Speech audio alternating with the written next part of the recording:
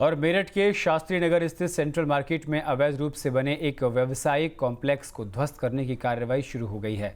Supreme court के आदेश के बाद 1986 में आवासीय उपयोग के लिए आवंटित इस भूखंड पर बने कॉम्प्लेक्स को गिराया जा रहा है।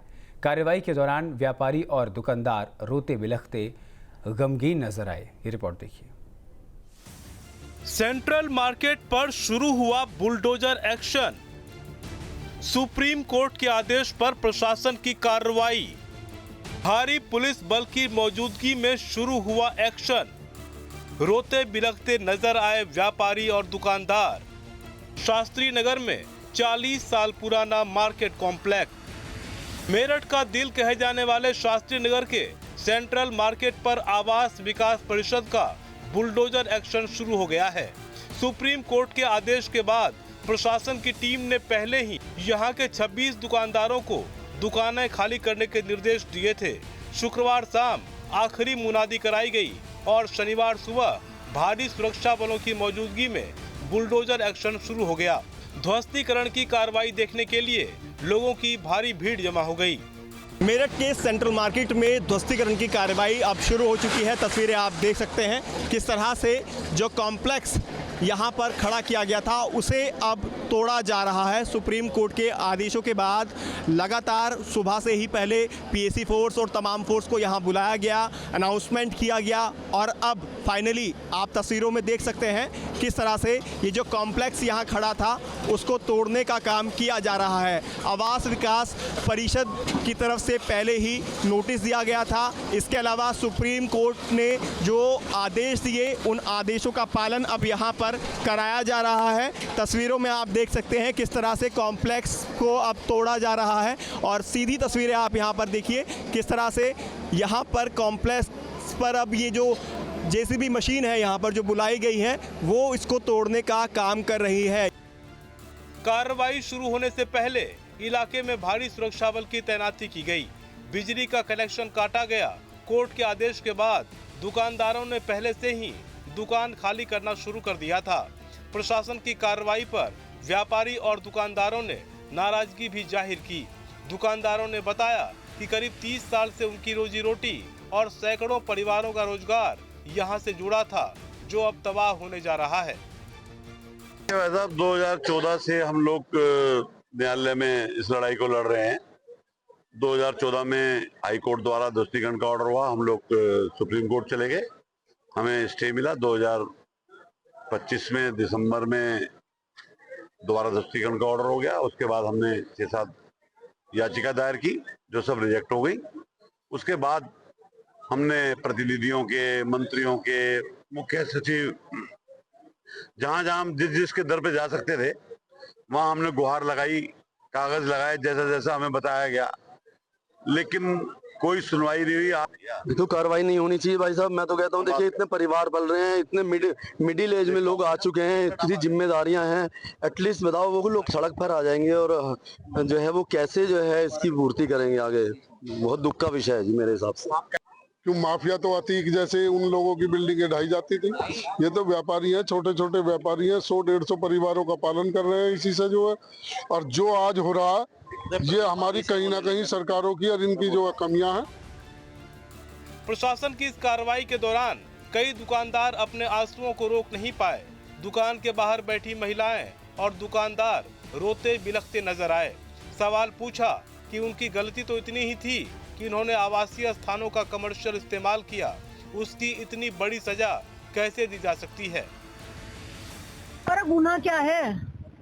एक आवासीय संपत्ति को हमने कॉमर्शियली तो यूज किया है बस, और क्या करा है हमने? उसका तुम हमसे पेनल्टी ले लो ना, जो भी कुछ है। कितनी बड़ी सजा ना हो। हम कंपाउंडिंग के लिए भी अभी लखनऊ होके आए हैं कि हमारी कंपाउंडिंग करा दो, उसके लिए भी राजी है। तो केस एक विनोद अरोड़ा जिन्होंने पीछे लिए उनसे केस चला। हमें तो लास्ट में जब सुप्रीम कोर्ट से हार गए, हाई कोर्ट से हार गए, जब हमें पता लगा है ना, फिर सुप्रीम कोर्ट गए जब से पता लगा भैया कुछ नहीं उड़ाना है दुकान को, तो इसके अंदर हमें भी बंद करो और हमें भी उड़ा दो। जब हमारा परिवार ही खत्म हो रहा है तो हम क्या करेंगे?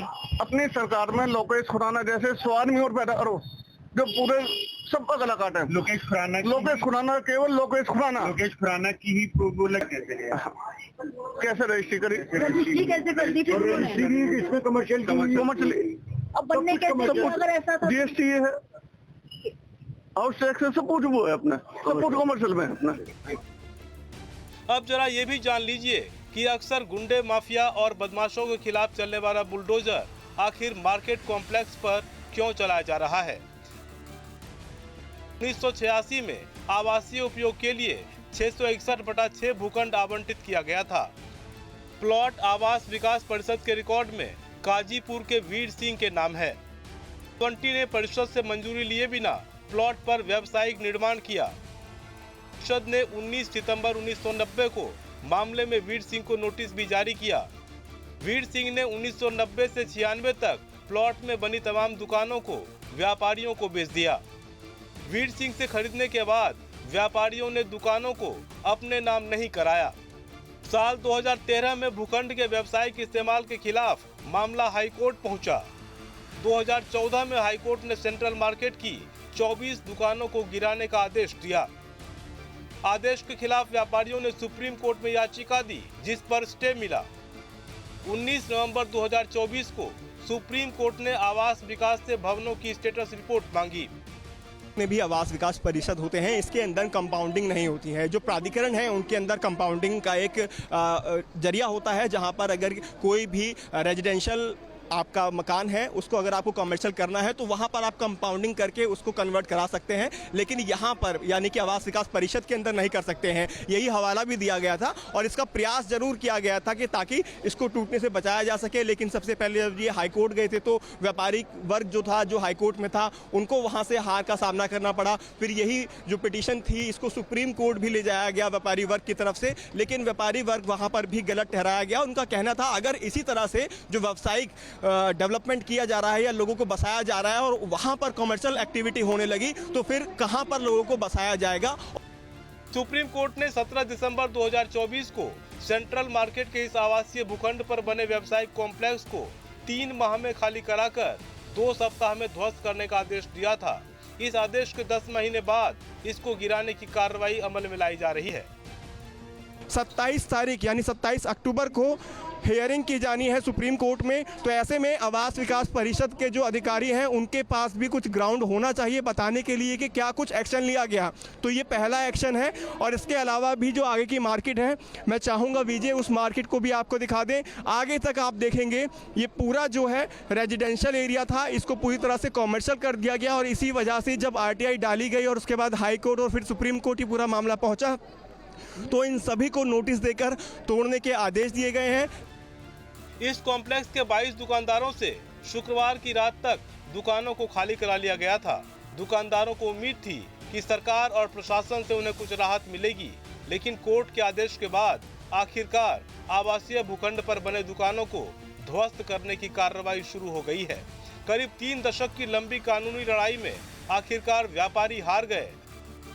और ये अब आप तस्वीरें मेरठ की सेंट्रल मार्केट से कॉम्प्लेक्स को तोड़ते हुए आपने देखा किस तरह से इस कॉम्प्लेक्स को अब तोड़ने का काम पूरा किया गया है, क्योंकि इस पूरे मामले में 27 अक्टूबर को हियरिंग है सुप्रीम कोर्ट में। तो आवास विकास के परिषद के जो अधिकारी हैं उनको ग्राउंड रिपोर्ट देनी है और आपको ये भी बता दें 45 आवास विकास के जो कर्मचारी हैं उनके खिलाफ भी FIR दर्ज की गई है। तो ऐसे में उनके खिलाफ किस तरह का एक्शन होगा ये भी देखना बेहद दिलचस्प होगा। लेकिन फिलहाल तो जो कॉम्प्लेक्स है उसको तोड़ा गया है।